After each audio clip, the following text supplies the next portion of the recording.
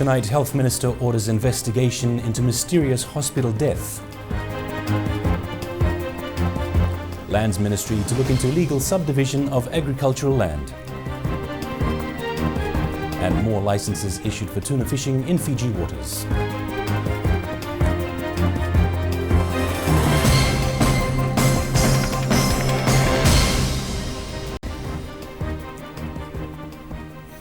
Good evening. Health Minister Dr. Neil Sharma has ordered an investigation into the circumstances surrounding the death of an 18-year-old of Nasinu. Lawrence Anthony passed away at the CWM hospital on Wednesday, with several doctors giving different explanations on his illness. Anthony's parents fronted our cameras on Thursday saying they were told by hospital staff that their son was doing well. But then a few hours later, they were told the 18-year-old had died. In a statement today, Dr. Sharma says he has directed hospital staff to provide a full explanation of what had happened and would relay this to the family personally once the investigation was complete. Dr. Sharma adds he understands the pain that the young man's parents and family members are feeling, saying they deserve an explanation and they will get it. The ministry also extended his condolences, the minister rather, also extended his condolences to the Anthony family.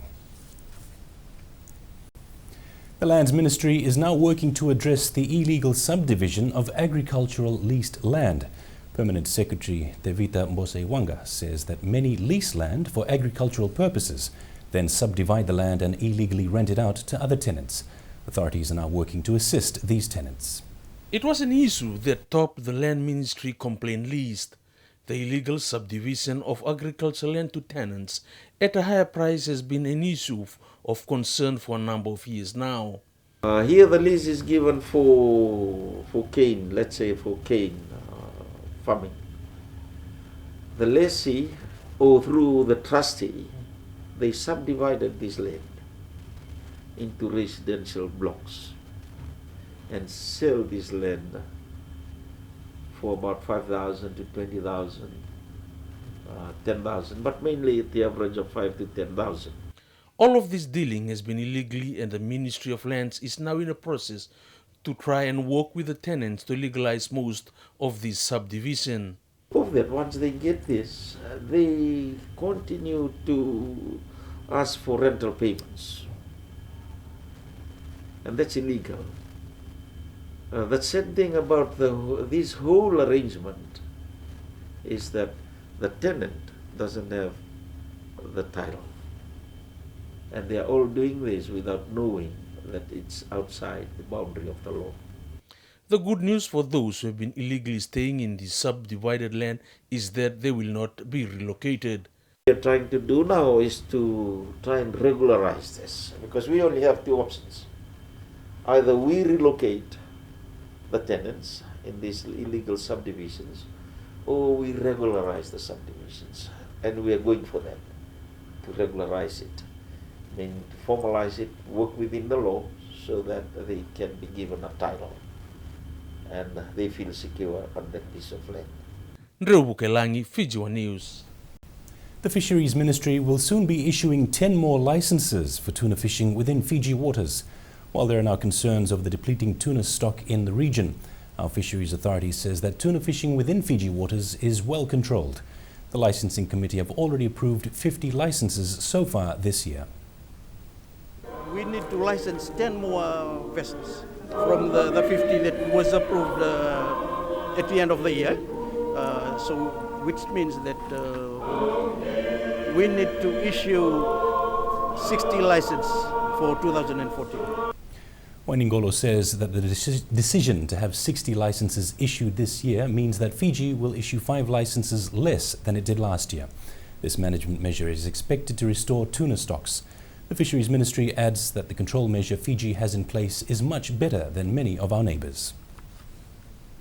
The region that are controlling the number of our licenses, we are just issuing 60 this year compared to other countries. They have more. And the overfishing by the big countries, subsidized countries, they are the ones that are fishing in the high seas outside Fiji waters. And briefly overseas, the Kingdom of Tonga has created history by sending its first athlete to the Winter Olympics Games in Sochi to compete in the luge. His name is Bruno Benani, also known as the Flying Coconut, and has become one of the best in his sport despite coming from a country with no snow and not a single luge. Bruno Banani is not your typical Olympic contender. The 26-year-old former IT student comes from the tropical archipelago of Tonga in the South Pacific Ocean. Introduced to the icy winter sport of luge in 2008 as part of a publicity stunt, he's the island nation's first Winter Olympian.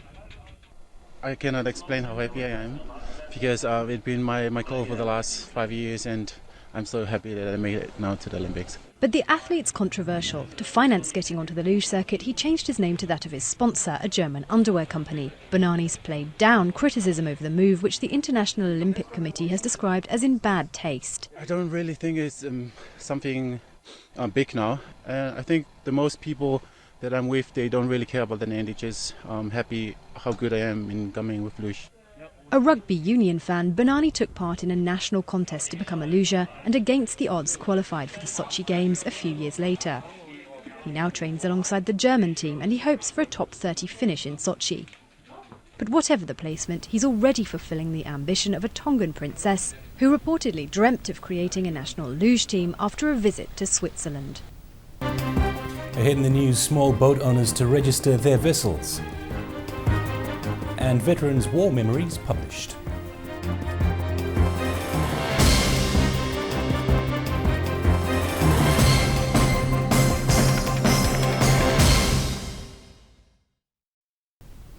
Welcome back. Small boat owners in the country have been urged by the Maritime Safety Authority of Fiji to comply and register their vessels now.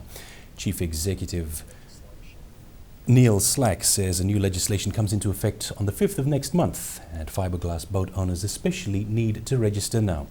Registration fees has been reduced by 70%, and small vessel owners are encouraged to take advantage of the low registration fees. In place at this point in time a fee reduction effective from September 2013, whereby for small craft the survey registration fee and coasting trading licence, if they're operating commercially, was about $431. That's been reduced by approximately 70% down to $138, and that's in effect at this point in time up to March 5 of this year. MSF says the new legislation has been drawn up to protect the interest of all maritime travellers. The legislation that we're bringing into effect has been undertaken with massive and wide-ranging public and stakeholder consultation, so we would expect when it comes into effect on March 5 that it is our legislation, because we asked the stakeholders, what do you need? We've drafted it into the legislation, and we would expect a high level of voluntary compliance of stakeholders. An audit on the Rarawai Penang Cane Producers Association General Assembly has resulted in some serious finger-pointing amongst its members. One faction claims they are complying with recommendations in the audit report. However, as Madhi Umbolaithamana reports, the other faction is claiming otherwise.